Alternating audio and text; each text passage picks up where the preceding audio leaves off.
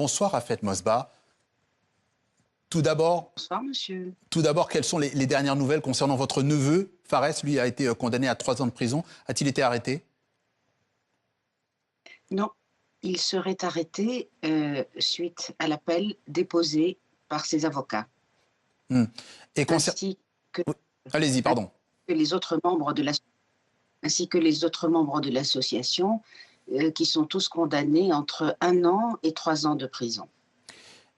Et concernant votre sœur, Sadia, humainement, dans quel état est-elle aujourd'hui après cette condamnation à 8 ans de prison? Vous savez, en sortant du tribunal, les détenus ne sortent pas du tribunal quand ils sortent, quand ils sont libérés, ils sortent de la prison. Par conséquent, elle est retournée à la prison et c'est à la prison qu'on lui a notifié le fait qu'elle était condamnée à 8 ans de prison. C'était hier, la veille de l'Aïd.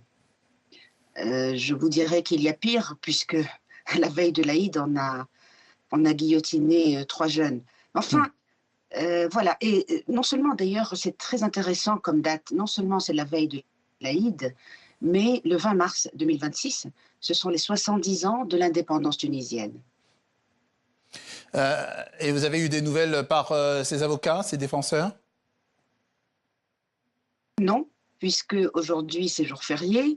Samedi, dimanche, c'est la suite des jours fériés. Par conséquent, il pourrait aller la voir lundi. Son fils, mon neveu chéri, ira la voir, lui, mercredi.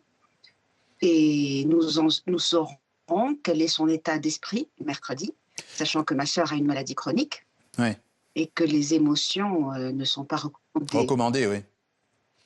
Sadia Mosba a été poursuivie pour blanchiment d'argent, enrichissement illicite. Vous savez, la question des indépendances est très, très importante. Pendant son procès, il y a eu des ambassades présentes. L'Union européenne, la France, la Finlande, les Pays-Bas, la Belgique, la Suisse, le Canada, etc. Aucune ambassade africaine n'était présente, ce qui m'a fait m'interroger sur la question de nos indépendances. À quoi ont-elles servi? À quoi a servi le sacrifice de Nelson Mandela, qui a cassé des pierres pendant 37 ans? À quoi a servi le meurtre de Patrice Lumumba? Je m'interroge.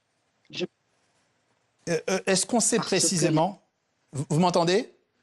Oui. Est-ce qu'on sait précisément pourquoi votre sœur a été coupée de 8 ans de prison? Est-ce que le tribunal a donné des précisions sur la décision?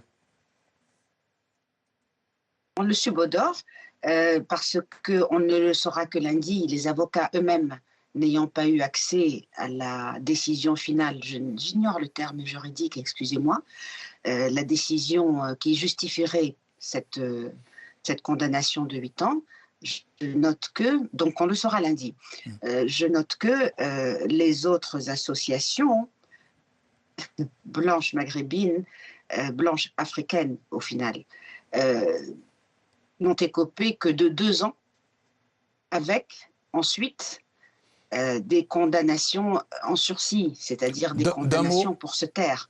D'un mot, vous dites qu'il y a une ligne raciale, selon vous? Ah oui, elle est nouvelle. Vous savez, le patron de Jeune Afrique, Béchir Ben Yamed, m'avait demandé d'écrire un article en 2004 sur la question raciale.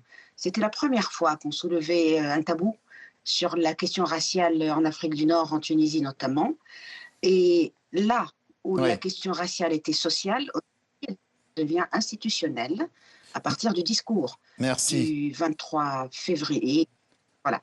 On suivra ça avec attention, en tout cas. Merci Rafet Mosba. Merci d'être passé par notre journal sur TV5 Monde. Merci à vous.